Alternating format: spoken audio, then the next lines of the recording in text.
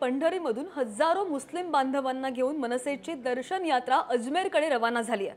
शिंदेंच्या शिवसेनेचं बुरखा वाटप पाहिलं आणि आता मनसेची अजमेर शरीफ दर्गा यात्रा पाहायला मिळतेय।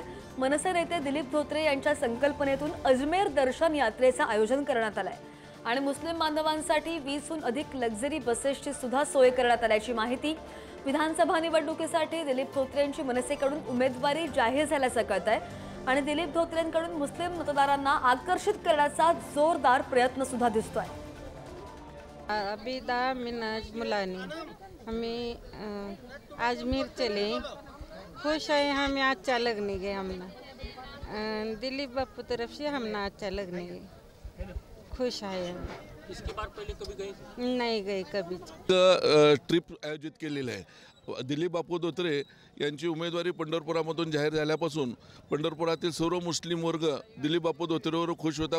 मुस्लिमच नाहीत तर हिंदू देखील आहेत। या ठिकाणी मुस्लिम बांधव असतील, हिंदू बांधव असतील, हे सगळेच लोक आज या ठिकाणी अजमेर शरीफला त्या ठिकाणी दर्शनासाठी आम्ही सगळेजण घेऊन जात आहोत। शहजादी अजीज खान